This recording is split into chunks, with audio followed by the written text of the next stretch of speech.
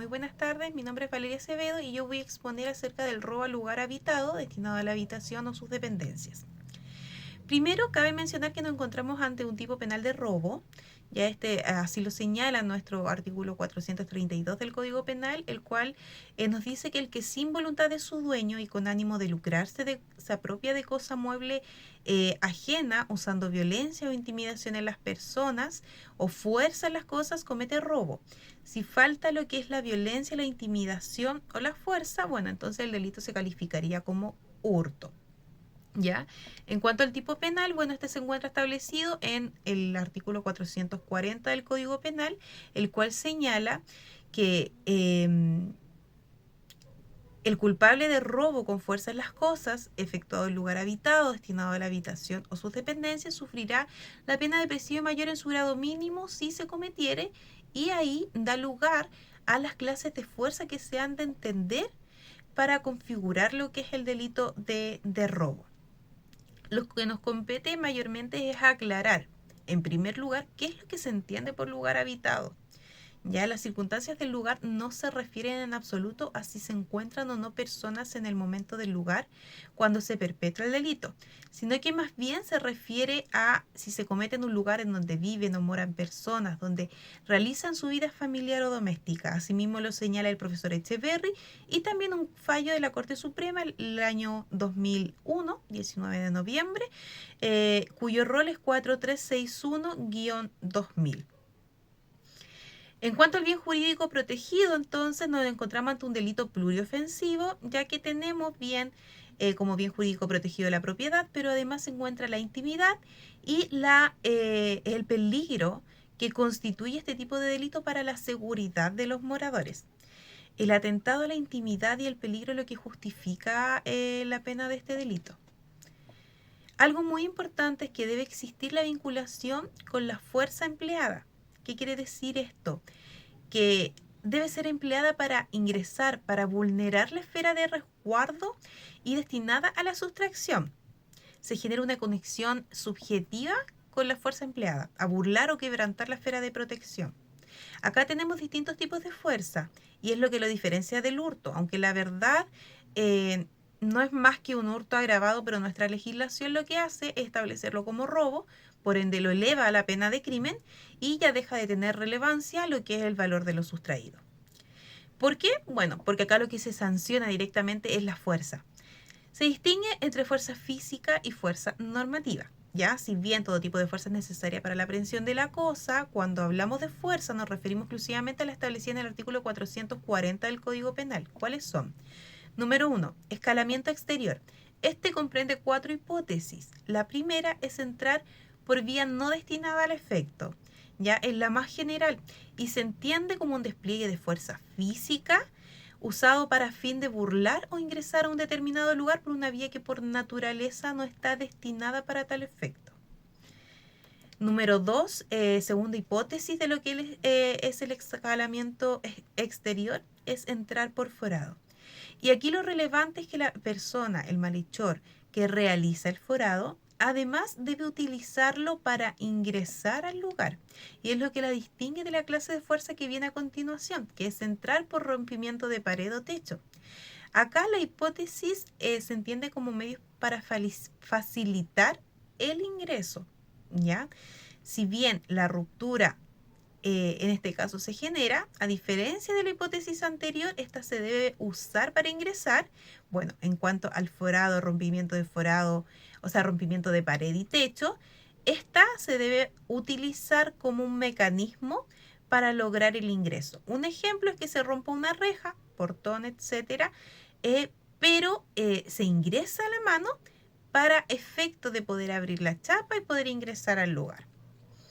La cuarta hipótesis del escalamiento exterior es entrar por fractura de puertas o ventanas. ¿A qué se refiere esto? Bueno, se refiere a la ruptura o separación violenta de una parte de la cosa mueble. Acá cabe señalar que la jurisprudencia también ha entendido como tal que cabe sacarla sin romper la puerta o ventana. El segundo medio de fuerza que establece el artículo 440 es el uso de llaves falsas o de verdaderas sustraídas o ganzúas u otros instrumentos utilizados para dichos fines o destinados a la comisión del robo. ¿Ya? Aquí tiene la particularidad que es un vencimiento o una burla al mecanismo de protección de forma ficta, ya que se refiere a cualquier tipo de mecanismo o artificio diseñado para lograr la apertura de la puerta, entendía puerta en sentido amplio. También debe entenderse como tal el uso de la tecnología también, como instrumento creado para abrir este tipo de mecanismo, que es lo típico de las tarjetas.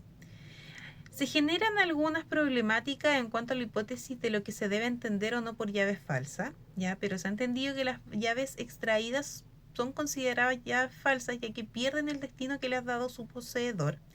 Las llaves dejadas en un lugar seguro también pasan a ser llaves falsas a menos que éste lo haya dejado, digamos, el propietario lo haya dejado ostentosamente a la vista del malhechor, ya que ahí pasaría a ser responsabilidad directamente del propietario.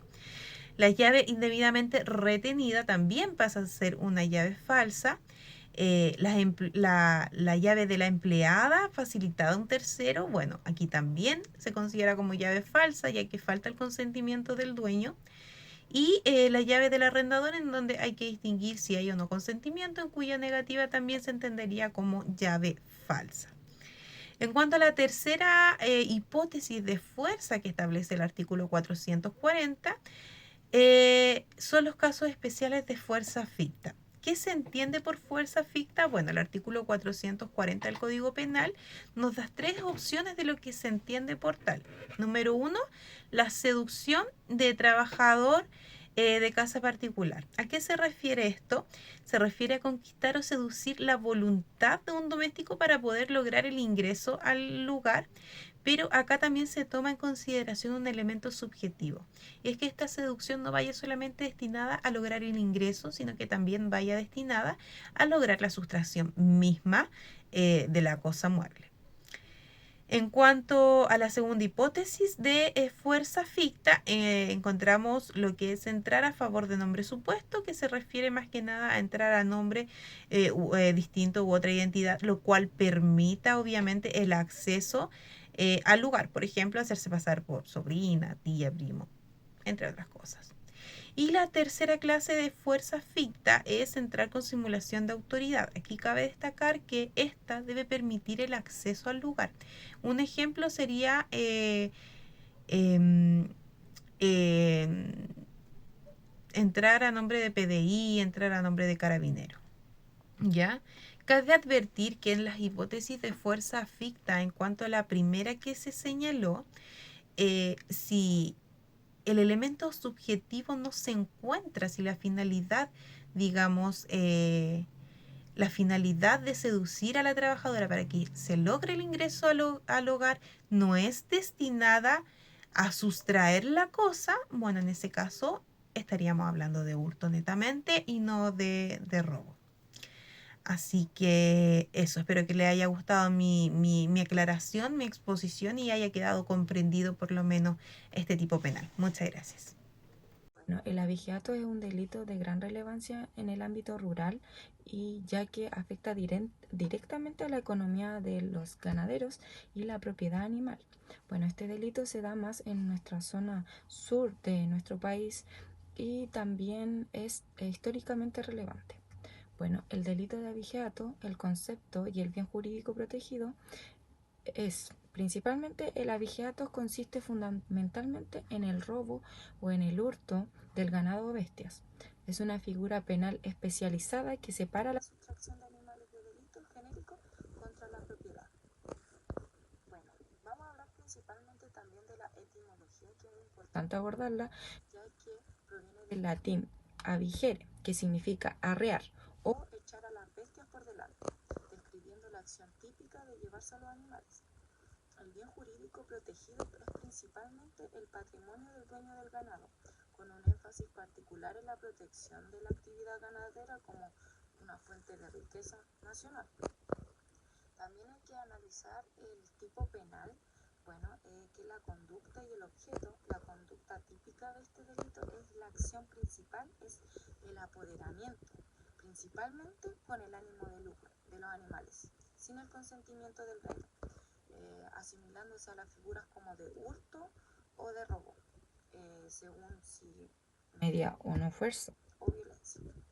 Bueno, el objeto del delito son las especies de ganado o bestias. Estos son los principales objetos del delito. Y también la ley suele especificar el tipo de animales, que incluye, por ejemplo, el ganado mayor, que son aquellos como los bovinos, las vacas, los toros; el ganado menor, que son los ovinos, por ejemplo, las ovejas; los porcinos, que son los cerdos; los caprinos, que son las cabras; también las bestias o sillas de carga, como los caballos, y todos aquellos. Bueno, ahora quiero hablar sobre las figuras de autorías ampliadas o agravadas. Bueno, la legislación chilena ha extendido la definición de autor o ha creado agravantes para castigar las conductas que buscan encubrir o consumar el abigeato, incluso en la sustracción física del animal completo. Por ejemplo, el faenamiento, la destrucción, matar, apropiarse de toda ella o de sus partes, esto se castiga como un abigeato consumado. Por ejemplo, también alterar, marcar o eliminar, modificar marcas o señales, esto de las propiedades del animal ajeno, también se considera abigeato. También el uso de documentación falsa, tales como expedir o usar o portar guías o certificados falsos para simular la venta de estos animales, o el traslado ilícito de la propiedad de ganado robado. También el uso de medios motorizados, la utilización de vehículos para ejecutar este delito, para transportar a las especies robadas, suele ser considerada una circunstancia agravante y específica. La apropiación de productos. En algunos casos se castiga la apropiación de productos separados del animal, como las plumas, los pelos, las cerdas o las lanas de los animales ajenos. Ahora voy a abordar sobre las sanciones y la penalidad de este delito. La pena por abigeato depende de la legislación local y la gravedad del hecho. Generalmente está anclada al valor de la especie sustraída y sobre las circunstancias. Por ejemplo, el abigeato simple suele ser castigado con penas de presidio menor y con cuantía o multas elevadas. El abigeato agravado es aquello va a ser castigado con un aumento de la penalidad, que va a ser considerablemente si se utiliza también la intimidación en las personas, y también va a depender de el número elevado de cabezas de ganado, por ejemplo, si son 5 o más, también si se actúa en banda o una organización delictiva. Y bueno, también existen penas accesorias a esta. También las leyes chilenas suelen contemplar el comiso de los instrumentos utilizados en el delito, por ejemplo, los vehículos, las herramientas, las armas, todas aquellas. Y ahora, para hablar un poco más cómo se puede combatir este delito, es muy difícil, es muy dificultoso, ya que el sistema de identificación y registro de los animales no nos permite muy bien rastrearlos, y el origen y movimiento de cada animal de faenamiento de venta final. Por eso existe también un control de transporte y exigencia de guías de despacho y documentos de tránsito que indiquen el destino lícito del ganado. También podemos indicar que muchos autores hablan de este delito y profundizan más en él, tales como Echeverry, que aborda el abigeato, también el nuestro autor Matus, que abordan todos aquellos delitos. En una sentencia del abigeato, como jurisprudencia, tenemos la causa RIT 442-2020, en un resumen de los hechos. El caso aborda lo ocurrido el 7 de mayo de 2019, aproximadamente a las 12:50 horas, en la comuna de Pichilegua, sector Patagua-Cerro de Marchihue, cuando 4 sujetos se desplazaban en un automóvil Nissan. Al fiscalizar el vehículo, los funcionarios policiales advierten que uno de los ocupantes llevaba una mochila entre sus piernas y presentaba ropa ensangrentada. Al realizar el control de identidad a los ocupantes, estos se encuentran la mochila con cuchillos con sangre y en el portamaleta del auto 3 sacos que contenían sangre y carne de vacuno correspondiente a 2 animales nuevos. Los ocupantes del auto no justificaron la legítima adquisición o tenencia de la especie, circunstancia que generó la investigación y posterior acusación del delito de abigeato. En un resumen de la sentencia fue dictada por el Tribunal del Juicio Oral en lo Penal de Rancagua, el cual condenó a los imputados Miguel Mardones y a Daniel Zúñiga por el delito consumado de abigeato, previsto en el artículo 448 quater, relacionado con los artículos 448 y bis del Código Penal. Ambos fueron sancionados con 541 días de presidio menor en su grado medio, más las accesorias legales correspondientes. La defensa de Rodríguez Mardones interpuso un recurso de nulidad, alegando vicios debido al proceso en el control de identidad y obtención de declaraciones, pero la Corte desestimó todas las causas invocadas. Asimismo, se señaló que la calificación jurídica de los hechos por parte del tribunal fue correcta y que la pena impuesta correspondía a la mínima aplicable según la legislación vigente. Las citas bibliográficas utilizadas fueron de Echeverri Alfredo, del Derecho Penal, la parte especial, tomo cuarto, de Santiago, en la Editorial Jurídica de Chile, en 2018, el cual el autor Echeverri aborda el abigeato dentro de los delitos contra la propiedad, en el marco de las figuras especiales del hurto. Según el autor, el legislador chileno ha considerado necesario separar el abigeato del hurto común debido a las particularidades económicas, culturales y sociales del mundo rural, donde el ganado constituye no solo un bien de valor patrimonial, sino también una fuente de subsistencia directa. El autor subraya que el abigeato se caracteriza por su tradicional indidencia en zonas agrícolas y por la frecuencia con que se realiza el aprovechamiento de la confianza o el descuido de las propiedades de animales, más que mediante violencia o fuerza. En este sentido, el autor lo considera un hurto cualificado, cuya especialidad justifica una mayor penalidad, ya que afecta gravemente la economía rural y la confianza en la seguridad del tráfico ganadero. Asimismo, el autor Echeverri enfatiza que este delito posee un elemento simbólico importante, pues la reiteración del abigeato en la historia chilena lo ha convertido en una práctica socialmente reprochable, con implicancias con trascendencia en mera pérdida económica. Por ello, el tipo penal busca disuadir y sancionar severamente la apropiación ilícita de animales, estableciendo agravantes específicas y reforzando el control del comercio ganadero. Otra cita bibliográfica utilizada en nuestro trabajo es de Politov, Sergio Matus y Jean-Pierre Ramírez, de María Inés, las lecciones del derecho penal chileno, en su segunda parte especial de la segunda edición de Santiago, Editorial Jurídica de Chile del 2020. Los autores desarrollan el estudio del abigeato desde su perspectiva sistemática y evolutiva, analizando tanto su configuración legal como su tratamiento jurisprudencial. Los autores explican que el artículo 448 bis del Código Penal surge como respuesta legislativa al aumento del robo y hurto de animales en el medio rural, especialmente en el sur de Chile, donde la ganadería tiene una función estructural. Esta norma separa el abigeato del hurto simple, construyéndolo como un tipo penal autónomo con sanciones más graves. Desde el punto de vista dogmático, Politov y sus coautores destacan tres aspectos esenciales del tipo: la exigencia del ánimo de lucro, que lo distingue de figuras como el daño o la apropiación sin intención económica; otra, la necesidad en que el objeto material sea parte de una ganadería, lo que implica que el animal debe estar bajo control humano y destinado a la producción o trabajo; y el bien jurídico protegido, de que no se limita a la propiedad, sino que se extiende a la seguridad del comercio ganadero y la estabilidad económica rural.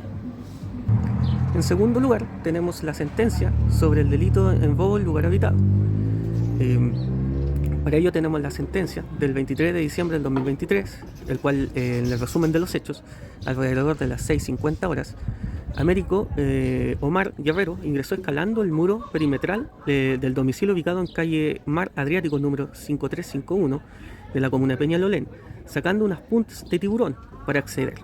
Entró al patio trasero y luego a la cocina y salas aledañas, apropiándose con ánimo de lucro y contra la voluntad del dueño de diversas especies, incluyendo herramientas de trabajo y objetos personales. La casa estaba en remodelación y los moradores estaban temporalmente fuera. Bueno, para esto la sentencia, el tribunal encontró probado que los hechos constituyen un delito de robo con fuerza de las cosas en lugar habitado en grado consumado, con Américo como autor directo. Se rechazó la pretensión de defensa de reclasificar el delito al robo en lugar no habitado, debido a que la casa era morada habitualmente de los dueños y estaba protegida física y legalmente como tal. Se aplicó el atenuante de reconocimiento del hecho, pero no se consideró colaboración sustancial para el esclarecimiento. Se condenó a Américo a 5 años y un día de presidio mayor en grado mínimo, cumpliendo todo esto en efectivo. La sentencia recién dada fue ante la sala del séptimo tribunal en juicio oral en lo penal de Santiago, en la causa RIT 190-2024. En las citas bibliográficas del delito de robo en lugar no habitado, en lugar habitado, tenemos a Echeverry de 1998 en su obra Derecho Penal. El robo en lugar habitado se refiere a la sustracción con fuerza en un espacio donde una persona o grupo tiene su hogar doméstico en el momento del robo, o incluso cuando están ausentes temporalmente, pero el lugar sigue destinado a ser habitado. Este concepto incluye varias viviendas donde sus moradores viven habitualmente y aquellas donde están ausentes de manera accidental o temporal, como casas de veraneo. La protección penal es mayor en estos casos porque se pone en riesgo la seguridad de las personas que habitan en el lugar o suelen habitarlo. Y el lugar debe estar claramente delimitado para entender como habitado o destinado a la habitación. La ley agrava la pena para el robo en lugares habitados precisamente por la mayor vulnerabilidad y el interés protegido de la seguridad y la privacidad del hogar. Y en la siguiente cita bibliográfica tenemos en el contexto del artículo proporcionado por Juan Pablo Cavada Herrera, el cual define el delito en lugar habitado en Chile se refiere al robo o entrada no autorizada en un lugar donde una o más personas tienen su hogar o residencia habitual, protegiendo así un espacio que cuenta con ciertos resguardos que crean un espacio de intimidad. Este lugar habitado puede ser una casa, departamento o cualquier recinto donde se tenga cama, muebles y otros elementos propios de la vida doméstica. La ley y la jurisprudencia consideran que es indispensable que dicho lugar tenga límites claros que dificulten el acceso de terceros sin permiso. El delito incluye entrar sin autorización y puede agravarse si se produce con violencia o intimidación. En este contexto, morada se equipara al hogar doméstico en sentido amplio, pero no necesariamente coincide con el domicilio civil.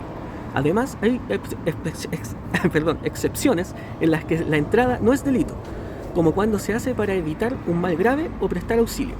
Este delito está protegido también por la inviolabilidad del hogar consagrada en nuestra Constitución.